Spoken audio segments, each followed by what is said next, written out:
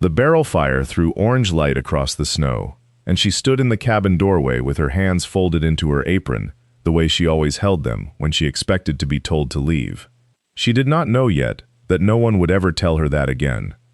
Behind her, the ledger was already curling black at its edges, the leather spine hissing where the cold had made it brittle, and the man who fed that fire, a man who, by every account along that stretch of the trail, could not string together 2 sentences to a stranger without his jaw going tight, had just made her the wealthiest woman for 80 miles in any direction, and he had done it without raising his voice above the wind. There was no ceremony in it. That was the strange part, the part that would be told wrong later by men who liked their justice loud. He did not announce anything.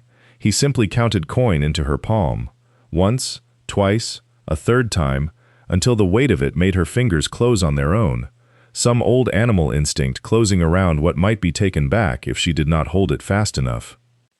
She did not smile. Not then. 3 years of not smiling does not undo itself in the time it takes a fire to eat a book. But something in her shoulders had already begun to loosen, the way frost lets go of a fence post once the sun has been on it long enough, slow and unwilling, and then, all at once, gone. To understand why a woman would stand so still while her whole fortune was being counted into her hand, and why the counting itself was the thing that broke something open in her chest that hunger and cold and 3 winters of quiet contempt had never managed to touch, you have to go back. Not far, only 3 years, though 3 years can be a long country, when a person is walking it alone, rationing her own plate so the post would not run short, learning to disappear a little more each season, until disappearing became the only skill anyone thanked her for. You have to go back to a trading post with 1 stove and 1 ledger, to a manager who smiled with his mouth and counted with his thumb on the scale, and to a trapper who came through twice a season, smelling of pine pitch and gunpowder, who said perhaps 6 words to her in a year and noticed everything else. It started, as most true accountings do, with a man who did not listen to what people said about her, only to what the numbers and her hands refused to hide. 3 months before that counting, the post sat in mud that never fully froze and never fully thawed, a gray-brown paste churned by wagon wheels and boot heels and the hooves of animals too tired to lift their feet clean. The rain that autumn came sideways more often than down, and the roof over the cook fire had a gap the width of 2 fingers that no one had fixed in 4 years, so that she worked half the season with a damp shoulder and a fire that hissed more than it burned. She was up before the light, always. The stove had to be coaxed from cold iron, the water hauled from the creek before the edges skinned over with ice, the beans set to soak the night before, because there was no time in the morning to wait on anything. Her hands by midday were cracked at the knuckles from lye soap and cold water, and she wrapped them in strips of flour sacking at night, not for comfort but so the cracks would not weep onto the biscuit dough by morning. The men came through in 2s and 5s, drivers and drifters, and the occasional family, bound for somewhere better than here, and they ate at her table with the particular ingratitude of people who have never cooked for themselves. They complained the stew was thin. They complained the bread was dense, the coffee weak, the portions small, and then, without exception, they held out their plates again when the pot came around a second time, scraping the bottom of it, and left nothing behind but grease and bone. She never pointed out the seconds. She had learned early that a woman who defended her own table was called sharp-tongued, and a woman who said nothing was merely called fat and slow and lucky to have the position at all, so she chose the silence, though it cost her. What none of them counted, because none of them thought to look, was what went onto her own plate at the end of the night, after the drovers had eaten their fill and the manager had taken his share and locked the flour barrel himself with a padlock he wore on his belt like a badge. She had learned to make a meal out of what was left in the pot's bottom, out of the burned crust no one wanted, out of nothing at all on the nights when the count came up short, and she decided, without saying so to anyone, that it would be her portion that was short instead of the post's. She had gotten good at looking like a woman who simply didn't care to eat much. It was, she told herself, easier than being pitied. It was easier than being watched. It did not occur to her that someone had, in fact, begun watching, quietly, from the far end of the table, over the rim of a tin cup he never seemed in any hurry to finish. The post manager kept his ledger the way other men kept scripture, and he read from it just as often, in a voice pitched to carry. He was a narrow man, built like a fence post, with hands so soft and pale that the drovers joked he'd never hauled anything heavier than a coin purse. He wore his authority the way he wore his waistcoat, a size too fine for a place like this, brushed clean every morning, though the dust settled on it again by noon. He liked to stand at the head of the trestle table, while the men ate, thumb hooked in his watch chain, and announce the day's business, as though the post were a bank, and not 4 log walls holding back the wind. "Spoilage again," he said one evening, not looking up from the ledger, though he had positioned himself so the whole table could hear. "Second sack this month gone to Weevil. Comes out of wages, same as always." He glanced toward the stove, where she stood with her back half turned, sleeves pushed up, stirring a pot that had to feed 11 men on grain, meant for 8. He did not ask her whether the sack had been sound when it left the barrel he alone kept locked. He never asked. The arithmetic always ran the same direction, and it was never his pocket that absorbed the difference. He had a particular talent, too, for making his cruelty sound like humor, so that the men laughed before they'd decided whether it was funny. "Course," he added, letting his eyes travel over her the way a man appraises a mule he's already decided not to buy. "She eats little enough herself, ought to save the post a fortune, a woman her size living on air the way she does." A ripple of laughter went down the table, thin and obliging, the kind men give when they aren't sure whose side is safer. She did not answer. She never did. She only added a pinch more salt to the pot, as if the words had been about someone else, some other large, silent woman standing at some other stove, in some other cold room, and not about her at all.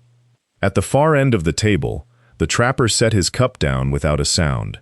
He had watched the manager dock her pay 3 times now on the same excuse, and each time the sack in question had gone out the back door whole, sold quiet to a freighter passing through, the coin from it never once appearing in the post's accounts. He said nothing. He was a man who believed a thing was worth more once you'd counted it yourself, and he had, this past week, begun counting. The men cleared out by dusk, boots crunching frost toward the bunkhouse, and the trading post settled into the particular quiet of a November night on the high plain, where the wind did not so much blow as press, steady and mean, against every seam in the log walls. She banked the stove low to save the wood, and stood a long moment in the orange light, listening to the building tick and settle around her the way old bones do in cold weather. Supper had been thin that night, a barley soup stretched with water until it was more memory of food than food itself, and she had ladled it out in the order she always did, the freighters first, then the 2 clerks, then the manager, who took a bowl heaped generous without being asked, as was his habit and his right, he seemed to believe, being the one whose name was on the post's charter. What remained after that she measured with her eyes before she measured it with the ladle.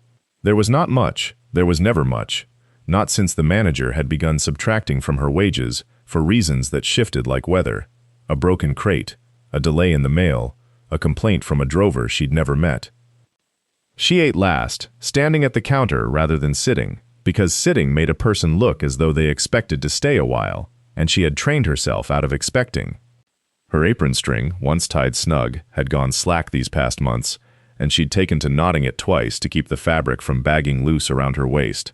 She noticed this, the way she noticed most things about her own body now, from a distance, as a fact rather than a grievance.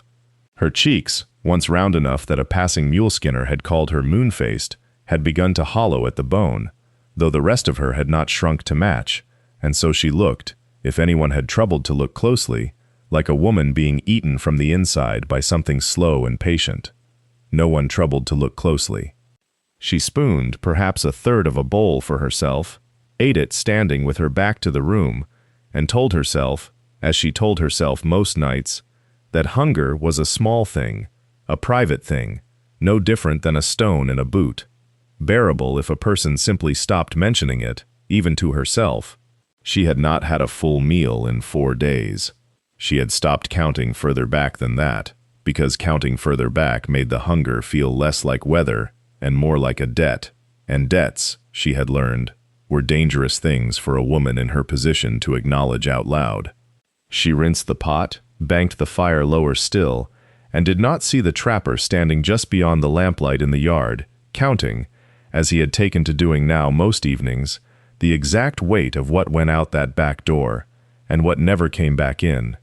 That evening in the yard was not the beginning. The beginning had come weeks before, on a morning cold enough to crack the water bucket, when a shape appeared on the ridge road that made the drifters at the post stop talking altogether. He came down leading 2 pack mules bowed under bales of beaver and marten, moving with the unhurried gait of a man who had never once in his life needed to hurry for anyone. He was tall in a way that made doorways look built wrong, and scarred across one side of his jaw in a manner that discouraged questions. He said almost nothing. He set his pelts on the counter, waited while the manager weighed them with the particular slowness of a man deciding how much he could shave off the count, and asked, in a voice like gravel settling, for flour, salt, and if there was coffee to spare. The manager sold him the flour at a price meant for strangers and called toward the kitchen without turning his head. Woman, sacks. She came out wiping her hands on her apron, already reaching for the flour barrel before she'd been told which one, because she had learned long ago that speed was its own kind of armor. She did not look at the trapper. She rarely looked at anyone directly anymore. She had trained her eyes to the middle distance, to hands and sacks, and the corners of rooms, a habit that made her seem duller than she was, which suited her fine. He noticed, without meaning to notice, that her hands were shaking as she tied the sack.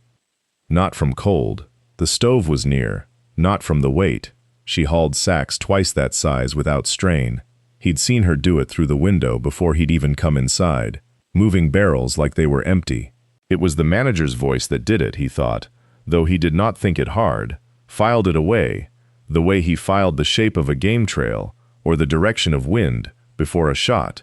Useful, maybe. Later, maybe not at all. Careful with the knot, the manager said, not looking at her either. Last time you shorted a man's order, and I heard about it in town. Yes, sir, she said, in a voice worn smooth of any edge that might once have lived in it.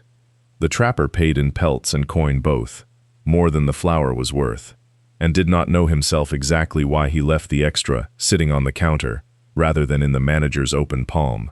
The manager scooped it up anyway. The trapper watched that too, the same unhurried way he watched weather building over the western ridge. Not yet a storm, just a pressure in the air worth remembering. He left before the coffee finished boiling. It would be 3 weeks before business brought him back, and by then he would have started, without quite deciding to, keeping a kind of ledger of his own. 3 weeks brought early snow to the passes, and a hunger that had settled into him the way it did every year at that turn of the season. Not desperation, just the plain arithmetic of a body that had walked 11 miles since dawn. He came into the post past supper hour, when the drifters had thinned to 2 men asleep against the woodpile stove, and the manager had gone off somewhere with his ledger and his particular smile. She was still at the fire. She did not ask if he wanted stew. She ladled it into a bowl the way she did everything, without flourish, and set it at the end of the bench where the light was worst, as if she had learned exactly how much space a person like her was permitted to occupy in a room. He ate slowly. It was good, rabbit and dried corn, and something that might have been sage, though he did not have the words for what made it good, only the fact of it. The way his shoulders came down an inch, he had not known were raised. Outside, the wind had teeth in it. Inside, for the length of a bowl of stew, there was only the fire and the sound of the 2 sleeping men and the particular quiet of a woman who did not sit down while others ate. He said nothing. That was not unusual for him. He had gone whole weeks in the mountains without saying a word to another living thing, and had not missed it. But there was a kind of nothing he was building tonight, deliberate as a snare, and when he finished, he set his bowl down and left a coin beneath it, larger than the meal was worth, and walked out into the cold before she could see him do it. She found it anyway. She always found things. That was the shape of her attention, the same as his, though neither of them had named it yet as a thing they shared. She came out after him into the yard where he was checking the cinch on his mule, breath showing white, snow starting to needle down out of a sky gone the color of an old knife blade. "You left this," she said, and held it out on her open palm, the way a person returns a dropped glove, nothing more. "Payment was for the flour," he said. "That's for the stew. The stew wasn't for sale. Wasn't asking you to sell it." She stood there with the coin between them, snow catching in the wool of her shawl, and something in her face did the work that her voice would not. A kind of refusal that had nothing to do with pride and everything to do with a debt she did not want owed to her.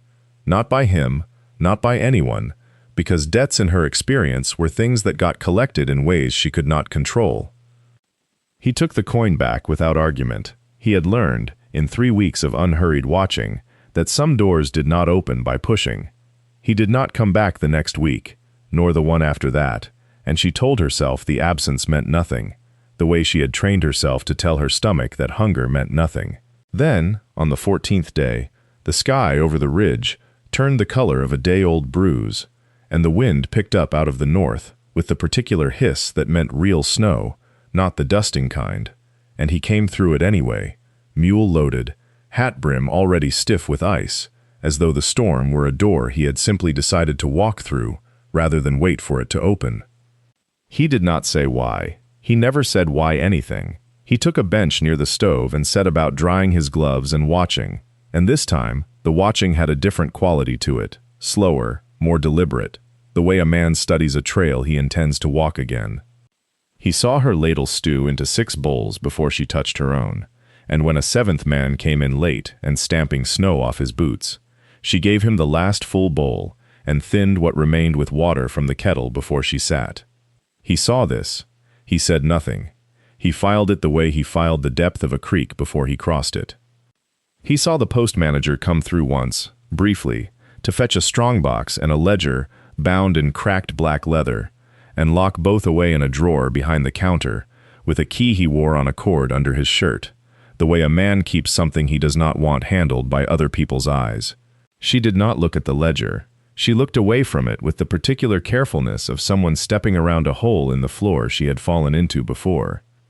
Later, 2 drifters warming themselves by the stove got to talking, as men do when the wind keeps them indoors longer than they'd like, and one of them, not unkindly, not even thinking, said something about her husband, about the winter he'd died, about how a woman alone out here either married again quick or went under. It was nothing cruel. It was the kind of thing men said without weighing it. Her hands, ladle and cloth, stopped moving for the length of one breath. Her shoulders came up slightly, the way a person's do, bracing for a blow that has already landed once and might land again. Then she went on serving, face arranged back into its flat, patient calm, so quickly that a man watching casually would have missed it entirely. He was not watching casually. He set his cup down without drinking from it and looked at the drawer where the ledger was locked, and then at her hands, steady now, and something in him settled into place, the way a trap settles when the trigger plate finds its seat, quiet, unhurried, and already decided. The story he pieced together later came from no single mouth. Fragments of it drifted to him over weeks. A freighter who remembered the wagon train 2 winters back, a woman at the post who'd known her before the fever took hold, the manager himself, once, in an unguarded moment of drink, letting slip more than he meant to. Her husband had been a quiet man, by all accounts, a farrier who'd meant to set up shop somewhere west of the Divide.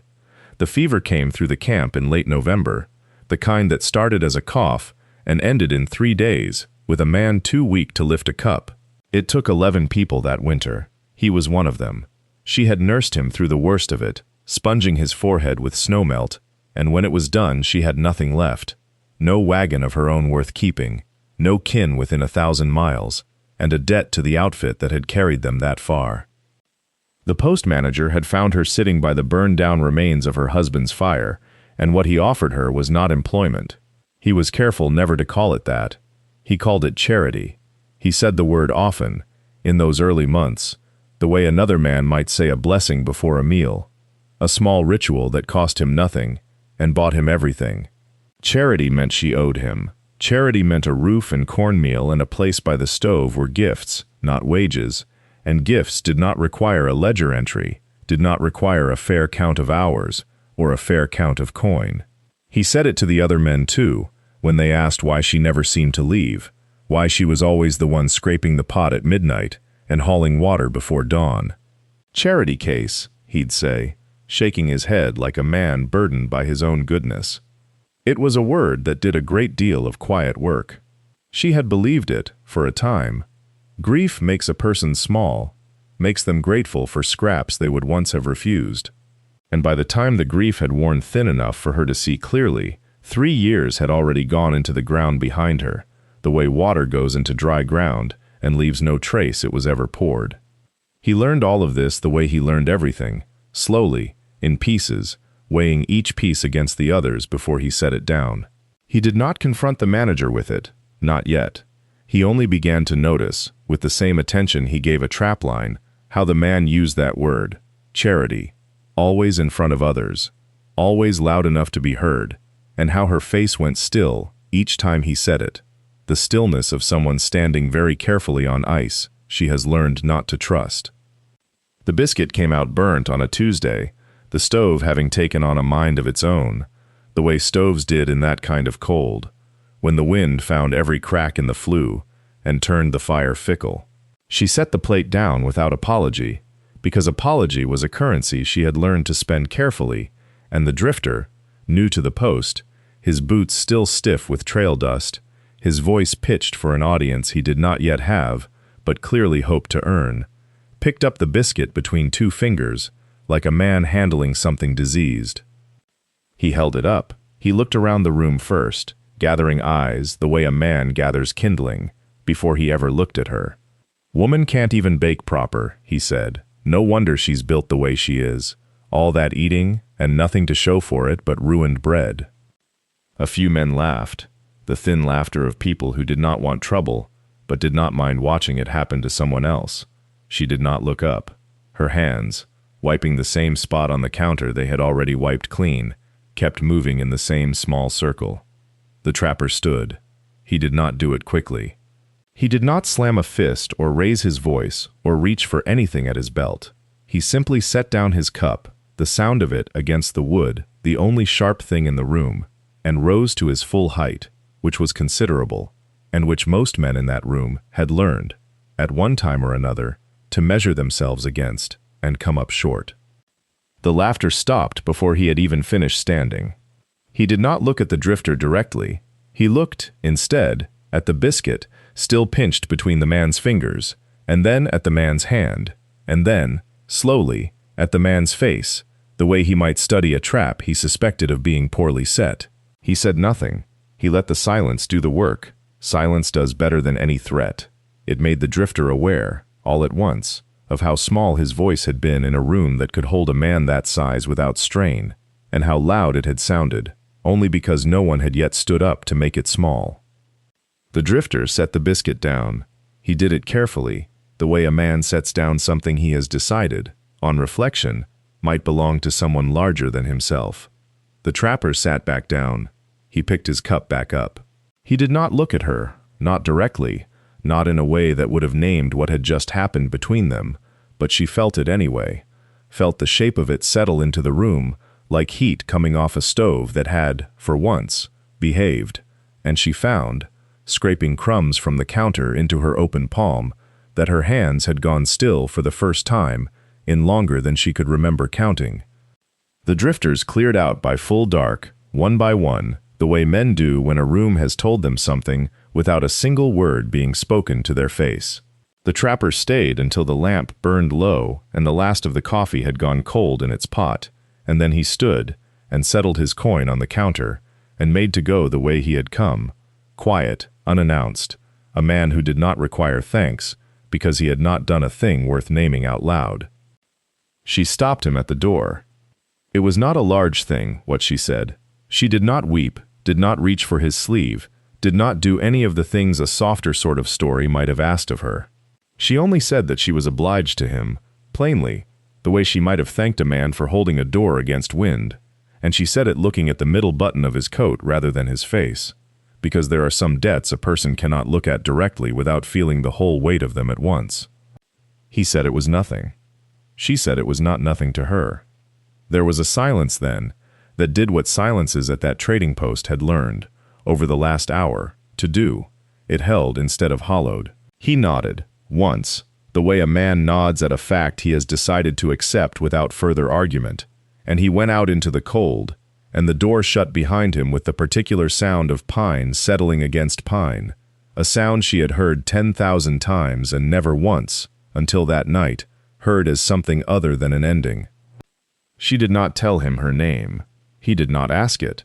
It was a thing that passed between them, the way certain things do on the frontier, unspoken, understood to be unnecessary, because a name is a small currency, compared to what he had already spent on her that evening, without meaning to spend anything at all. In the ledger the manager kept in the back room, where every sack of flour and side of bacon was numbered and dated and signed for, her name appeared only once, in a hand not her own, in ink already fading, a single entry from 3 winters past, that read simply, "Cook, hired." As though a woman could be reduced to her function the way a mule is reduced to its harness. No one at the post called her anything else. No one had needed to. She banked the stove that night with more care than she had in months, feeding the coals slow, watching them hold their color instead of gutter to ash. And she found herself doing arithmetic she had not permitted herself in a long while, not the arithmetic of rationing, of how far a sack of meal might be stretched, but a different sum entirely, one she did not yet have words for, that had something to do with the weight of a man's silence and the particular stillness it had left behind in her hands. He came back on a Tuesday, which was nothing, and then he came back on the Tuesday after that, which was something, though it took the post 3 weeks to notice a pattern in a man who had spent 11 years being unpatterned on purpose. He told himself it was the traps.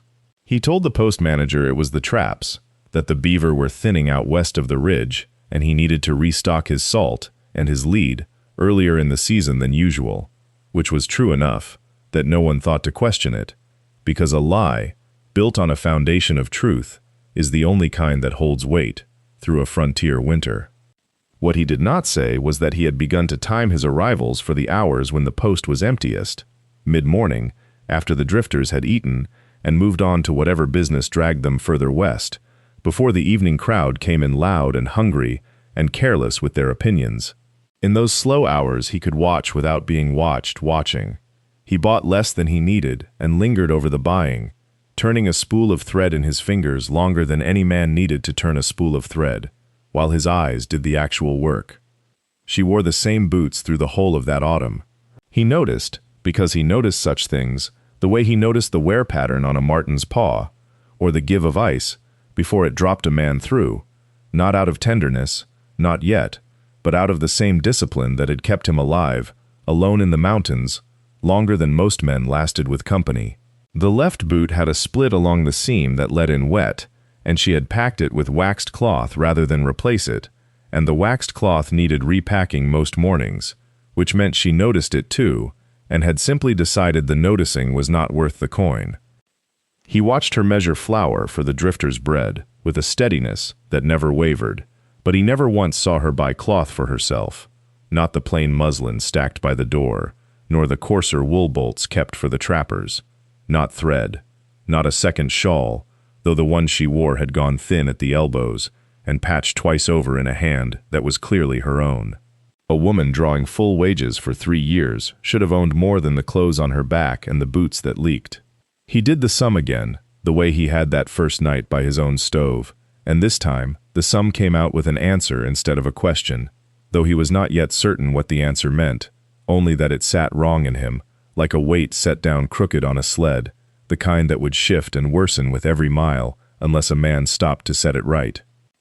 He found the stable hand near dusk, mending a hame strap by lantern light in the lean-to behind the corral, the old man's eyes gone milky at the edges the way eyes went after decades of squinting into weather.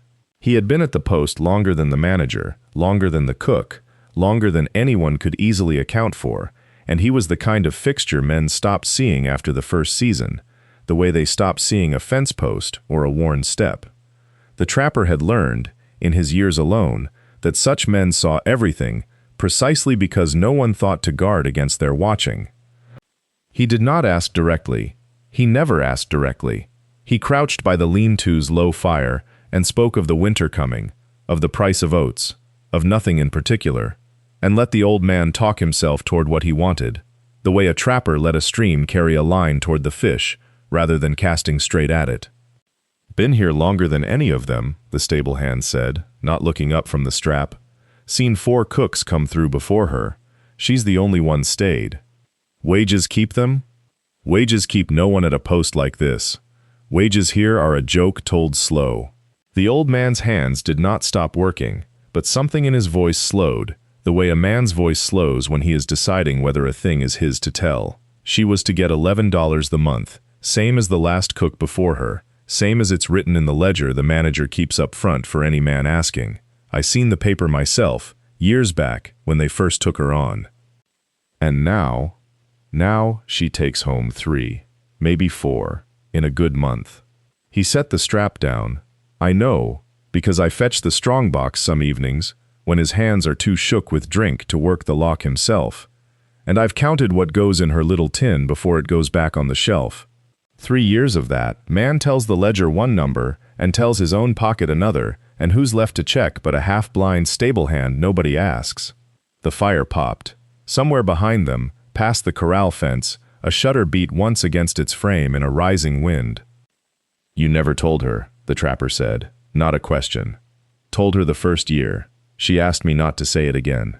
The old man finally looked up, and his ruined eyes found the trapper's face with an accuracy that unsettled him more than clear sight would have. "She's got nowhere else to be a cook, mister. A woman like her, out here, she takes what she's given and calls it fair, because calling it anything else costs more than it saves." The trapper stood. The weight that had sat crooked in him all evening did not lift. It settled, instead, into something with edges, something he could finally take hold of. The old man reached inside his coat, past the buttons that had long since stopped matching their holes, and drew out something small, folded into a square, no bigger than a playing card. His hands trembled with the same palsy that had cost him his place at the counter years back, but they steadied, briefly, as he held the paper out. "Tried once," he said. "Told the post factor himself, 4 winters gone, that the numbers in his book didn't sit right against what I'd seen pass through that strongbox." He laughed. "Told the drifters at supper I'd gone soft in the head, seeing snow where there was sun. Man's got a way of making you the fool for noticing what he'd rather you didn't." He turned the paper over once in his ruined fingers before letting it go. "Kept this out of spite, I suppose. Didn't know then it'd be good for anything but spite." The trapper took it. Torn along one edge, the paper had the brittle yellow of something folded and unfolded too many times to count, corners gone soft as cloth. A wage receipt, or the corner of one. Enough of it survived to show a rate written in a clerk's careful hand, a figure higher than anything the trapper had ever seen cross into her tin. "She showed you this." "Showed me the whole paper once, before it tore.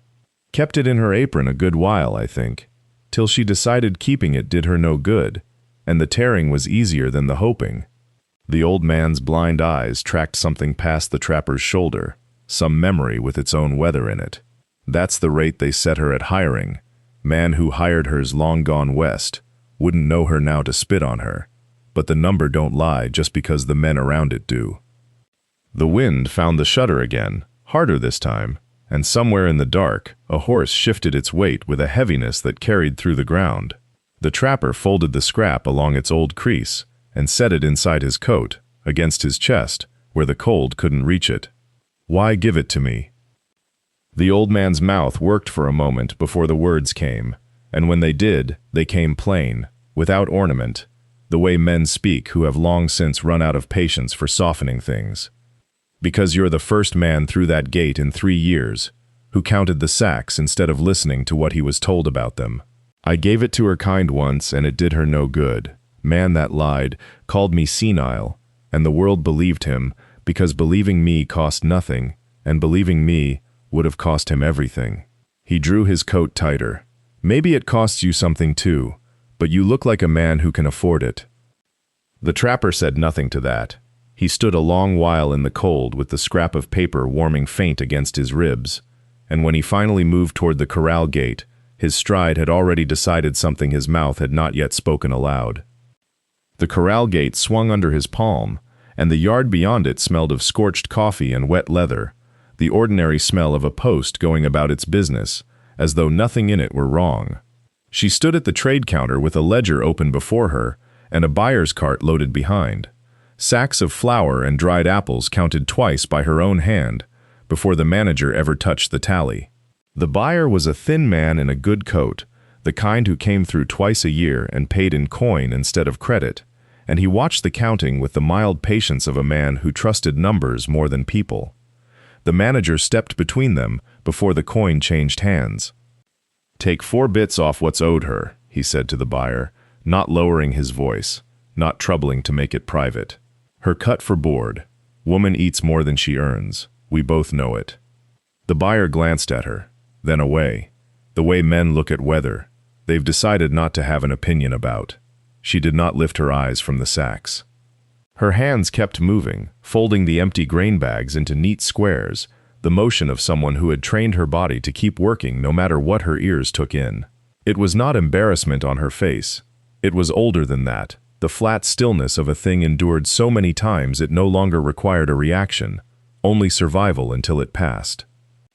The trapper stood at the corral rail and did not move, and for one long moment something in his jaw went hard as stone, the muscle at the hinge of it standing out plain, even under the beard, his hand closing slow around the top rail until the wood creaked faint under the grip. It lasted the length of a breath, then it was gone, folded back down into the same stillness he wore for everything, the same patience that had made the old man trust him with a scrap of paper worth a fortune to no one who didn't already know its worth. He did not speak, he did not cross the yard.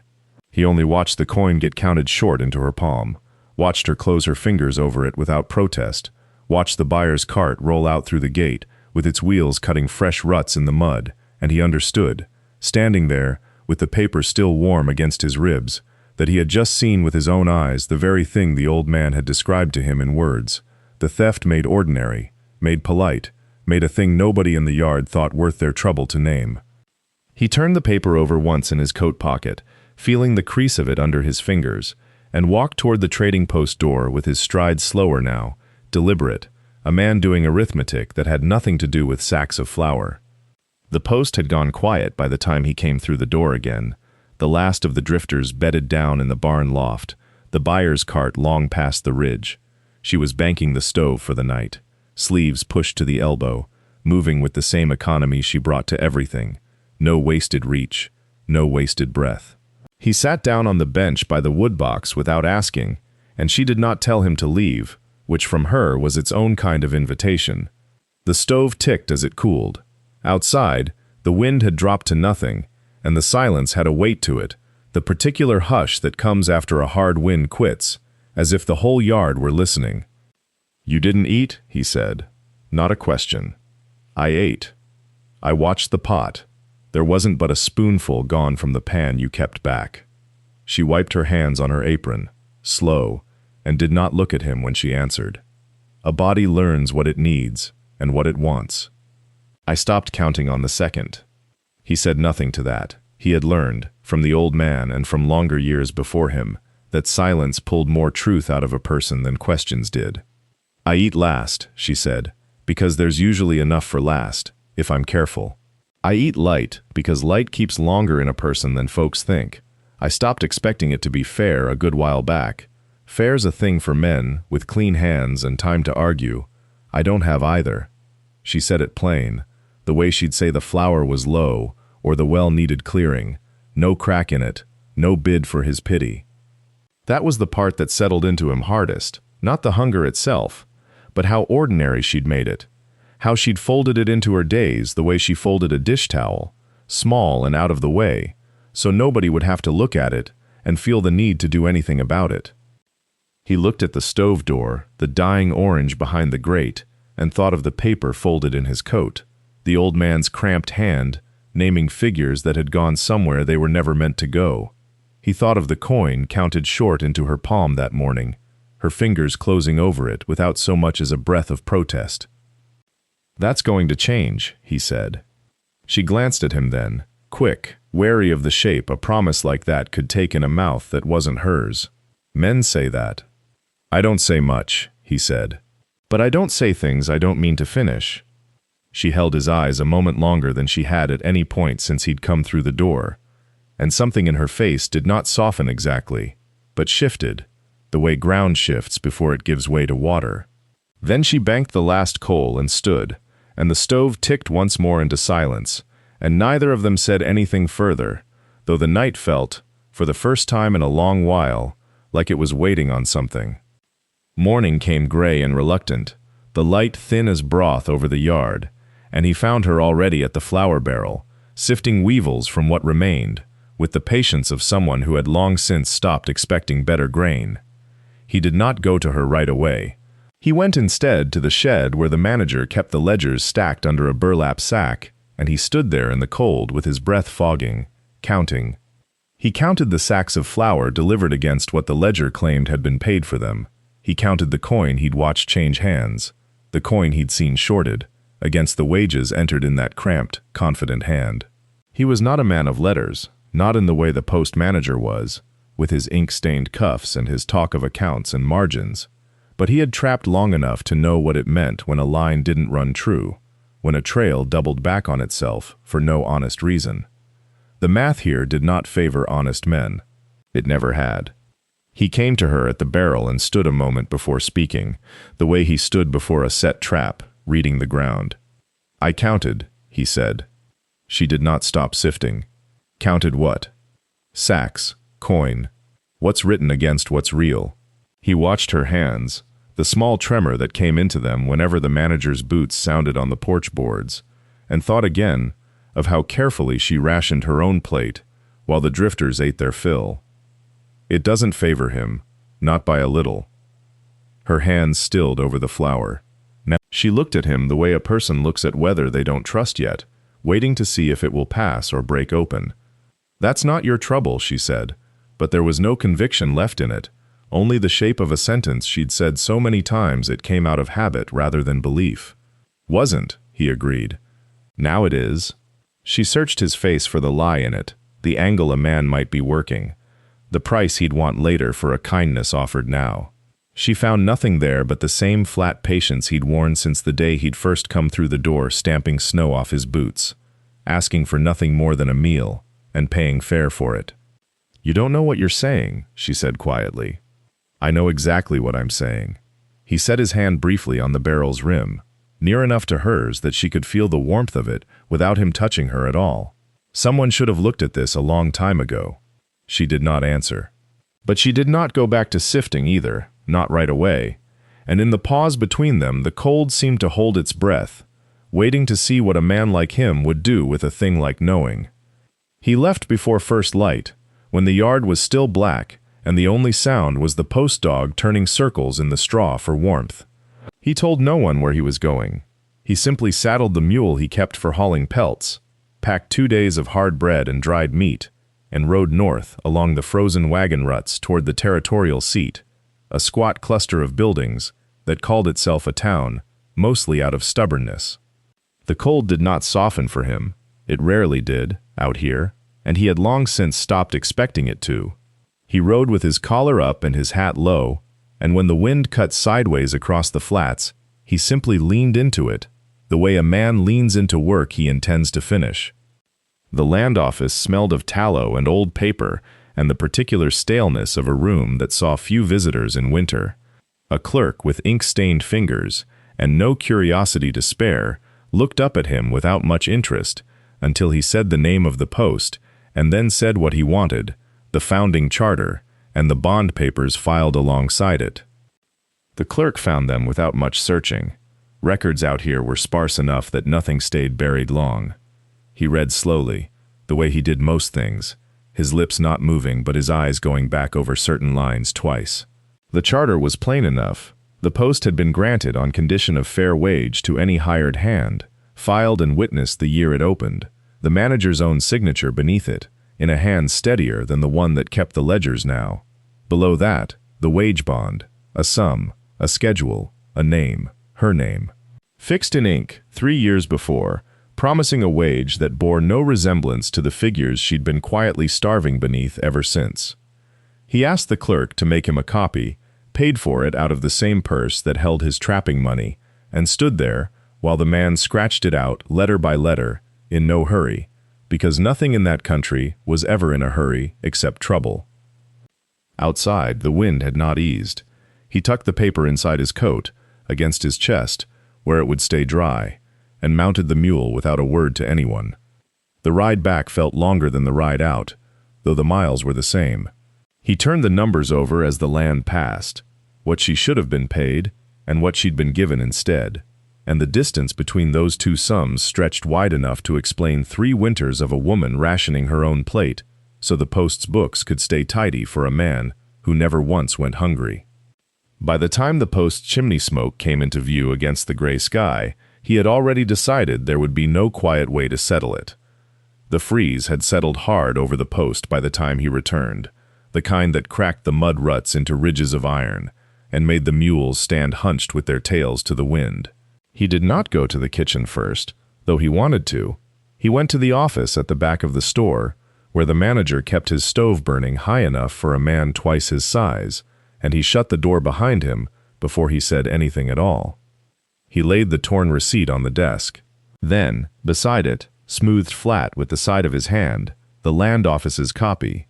The manager looked at the papers the way a man looks at a snake he has stepped near without seeing.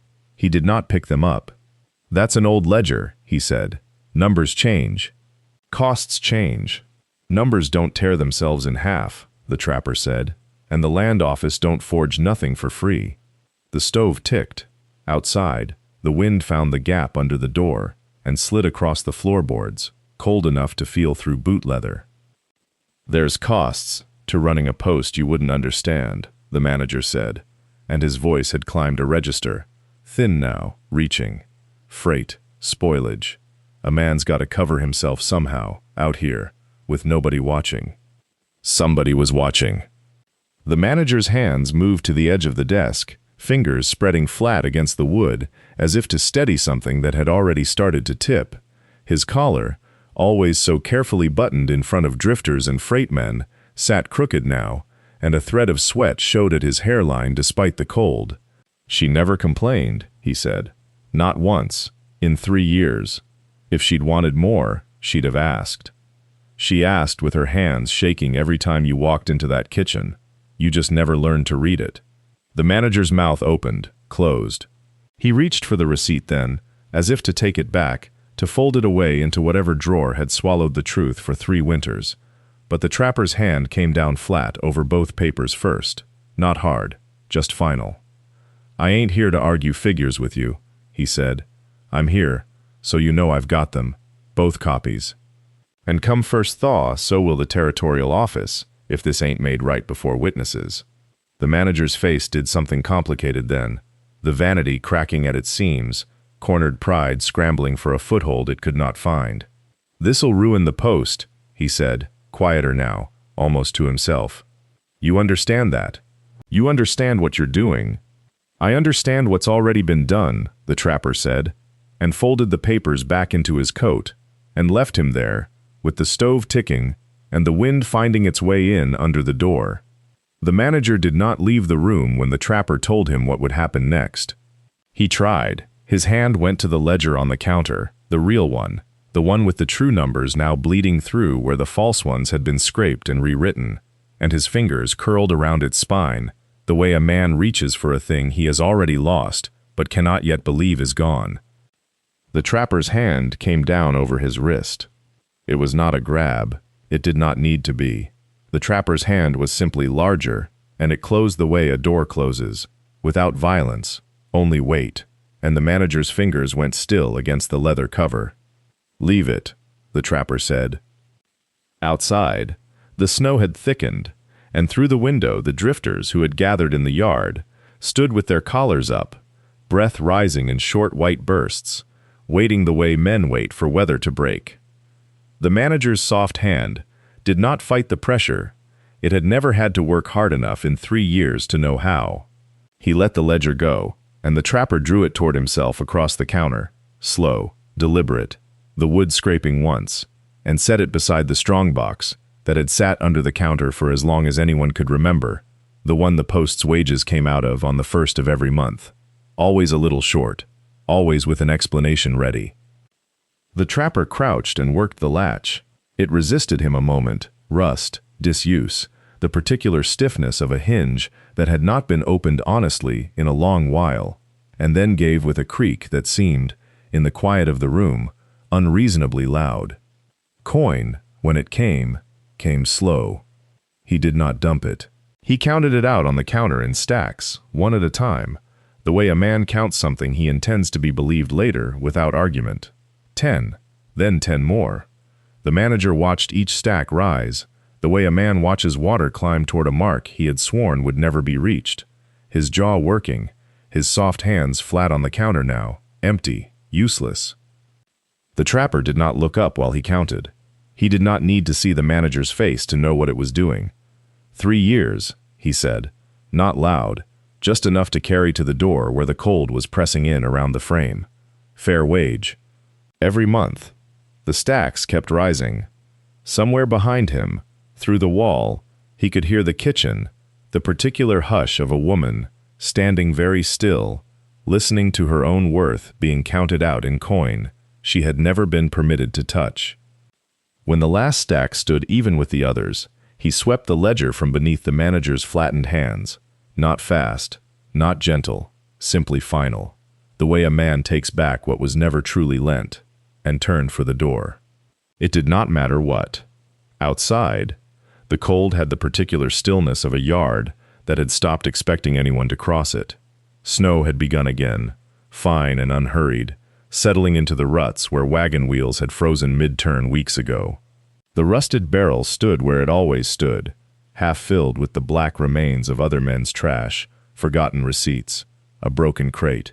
He walked to it without looking back to see if she followed. She did. She stood in the doorway with her apron still tied, her hands, those hands that had shaken at the sound of certain boots on the porch boards, pressed together now, not from cold. He opened the ledger to no page in particular. He did not read it again. He had already read enough. He held it a moment over the barrel's mouth, and in that moment, the snow falling between his fingers and the paper looked, to anyone watching, like something being weighed.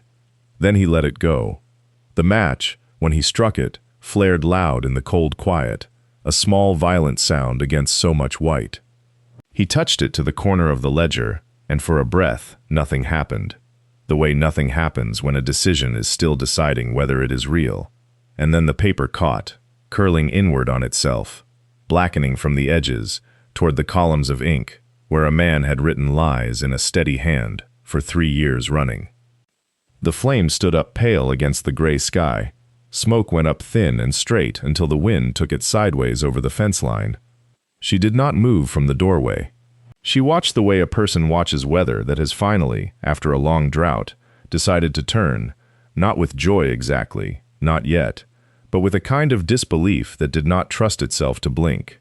Snow fell into the barrel and hissed where it met the burning pages, fell onto his shoulders, his hat brim, and did not melt there, because he had gone still enough, patient enough, that the cold no longer read him as something warm to surrender to.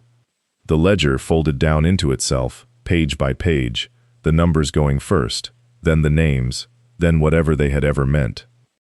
He stood over the barrel until there was nothing left to burn, only ash lifting a little at the edges where the wind found it, scattering out across the yard, over the frozen ruts, past her feet in the doorway, and gone. He went back inside without a word about the fire, and the drifters who had gathered near the stove made room for him, the way men make room for weather they have decided not to argue with. He set his pouch on the counter. It was heavier than a trapping man's pouch had any right to be in the second month of winter, and he untied it slow, so that everyone watching would understand this was not a thing done in haste or temper, but a thing counted out beforehand, in the dark of his own cabin, more than once, until the sum came right. He laid the coin down in stacks, not loose, not thrown, stacked, the way a man stacks kindling he intends to use. 3 years, he said, fair wage for a cook, less what she was given, plus what she wasn't. He named the sum aloud. It was a number large enough that two of the drifters looked at each other, and one of them took his hat off, though nobody had asked him to. "That's hers," he said. "Not owed, not a loan, paid." Nobody at the counter disputed it. There was nothing left to dispute it with. The ledger was ash in a barrel in the yard, and the only proof left standing was the coin itself and the man who had counted it in front of witnesses, so that no later hand could claim different. She stood in the doorway still, snow melting now in her hair, because the doorway did not keep the weather out entirely, and she looked at the coin the way she had looked at the fire, not trusting it yet to be real. He did not go to her. He stayed at the counter, because he understood, without being told, that a thing offered from across a room could be refused without shame, while a thing pressed into a hand could not. "There's a cabin," he said. 3 days out. Roof holds. Stove draws well enough." He paused, the way a man pauses who has practiced a sentence and still finds it heavier aloud than it had been in his head. "I'd have you cook there, if you'd come. Fair wage. Your own room. Nobody counting what you eat." He did not say it as an order. He did not say it as a rescue, though every soul in that room understood it was one. "You'd have to want it," he said. "I'm not asking you to owe me anything for the fire, or for this." He nodded at the coin. "That was hers before I ever came here. I only made sure it got paid." Outside, the barrel still smoked faintly, and the snow kept falling into it, hissing, going nowhere, the way debts do when there is finally nothing left written down to prove they exist. She did not answer him that night, and he did not ask again. He took his coin purse, lighter by 3 years of another man's theft, and went to see to his mule, because a man who has said the whole of what he means has nothing left to add by repeating it. The post manager did not stay to watch the barrel burn down to ash. He had gone inside sometime during the counting, and when the territorial land agent, summoned by a letter the trapper had posted a month before, patient as everything else he did, arrived 11 days later on a hired horse, with a satchel of forms, the manager received him in the back room with the particular calm of a man rehearsing his own innocence. It did not hold. The agent had the wage bond on the desk before him, the post's charter beside it, and a column of numbers that did not agree with either. He asked for the ledger. He was told there had been a fire. Word of what came after moved along the trail the way weather moves, slow, then all at once. A freighter mentioned it in a saloon 2 towns east. A drover's wife heard it from a peddler and told it to her sister in a letter. By the time the story had traveled 100 miles, it had worn smooth as a river stone, the particulars sanded away until only the shape remained. The post had lost its charter. The man who ran it had been let go for irregularities. Nobody who repeated it could say exactly what irregularities meant, and most did not ask, because the word did its work without needing company. A few knew the fuller truth. The freighter who had stood in the yard, with his hat pulled low. The drifters who had watched the fire and the coin counted out. They did not spread it further than a nod, a look exchanged when the manager's name came up, because some knowledge is not for telling, it is for keeping, the way a man keeps a debt paid in full, quietly satisfied that the ledger, wherever it existed now only in memory, could never again be altered. The post itself did not close. It changed hands within the season, taken over by a freighter's cousin who kept better accounts and worse coffee, and the shelves went on filling and emptying as they always had, the way a river does not stop for the stone that used to sit in its bed. But the man who had run it was not seen on that stretch of trail again, and when his name did surface, months later, in a settlement 2 days south, it came with no post attached to it, no counter, no scale, only the bare word irregularities, trailing him like smoke that never quite cleared. At the cabin, the weeks moved differently than they had at the post. There, time had been measured in scarcity, how long a sack of flour could be stretched, how many days remained before the next supply wagon, how thin a portion could be cut before it became an insult to the person eating it. Here, time was measured in what she could make of it, and she found, without quite deciding to, that she no longer counted. She cooked because the cabin was cold, and the fire wanted tending, and the man came in from his lines, hungry, in the plain way of a body that had worked hard, not in the calculating way of a man weighing what he was owed. She made stews thick enough to stand a spoon in.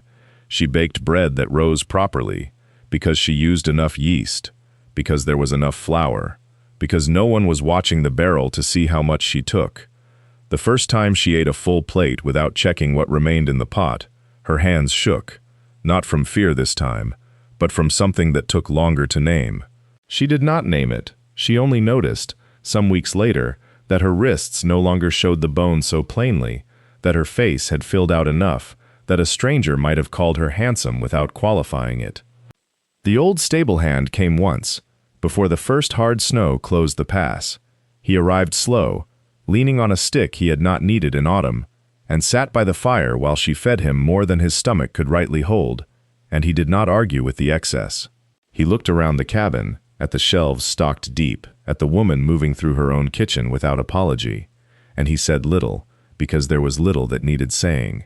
He asked, once, if she was well. She said she was. He nodded like a man closing a book he had read to the end and found satisfactory. He died in his sleep 3 weeks later, in the small room behind the post's new owner's stable, and word of it came up the trail slow, the way word always did in winter. The trapper heard it first and told her plainly, without softening, because she had earned plain speech same as fair wages. She did not weep in front of him. She went out to the woodpile and split kindling longer than the task required, and when she came back and her eyes were red, but her hands were steady, and she set a pot to boil because there was nothing else honest to do with grief that had nowhere else to go.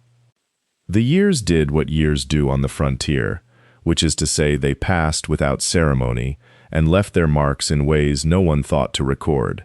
The cabin, once a lonely dot on a trapper's line, became a place men mentioned by name at other men's fires. They did not speak of his pelts, though his pelts were good ones, thick and properly cured. They spoke of her stew, of the bread she kept warm under cloth for whoever came through hungry, of the way a man could sit at that table and be fed like he mattered, whether he carried coin or carried nothing at all.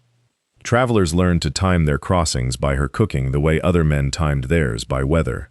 A rider heading east in a hard winter would tell the next man he passed, "Look for the cabin with the blue door, tell her you're hungry, and she'll set a place before you've unsaddled." It became a kind of scripture along that stretch of trail, repeated and embellished, though the embellishments were never necessary. The truth of the thing was plain enough on its own. She grew old there, not thin the way fear had once kept her thin, but full, in the way a life well fed makes a person full, steady in her hands, unhurried in her days, never again counting portions against a debt only she could see. The trapper grew old beside her, quieter each year, though he had never been a man who needed many words to begin with. They did not marry in any church, because there was no church near enough to matter, but the trail knew them as a pair, the way it knew a river knew its banks, without needing the fact spoken aloud. The post itself changed hands twice more before the charter lapsed for good, and no one remembered the manager's name after the second decade, though everyone who passed through remembered the smell of her kitchen on a cold night, which was its own kind of justice, the kind that does not require a courthouse. What the frontier gave rarely came with paper behind it. Land was taken on a word, debts were settled with a fist, and a woman's labor could vanish into a man's pocket for 3 years running before anyone thought to look. But a wage counted out loud, in front of witnesses, in the snow, by a man who wanted nothing back for it, that was rarer than gold out there, and worth more. The ledger had long since burned to nothing in that barrel behind the post. Neither of them ever asked for another one. The ash had been receipt enough.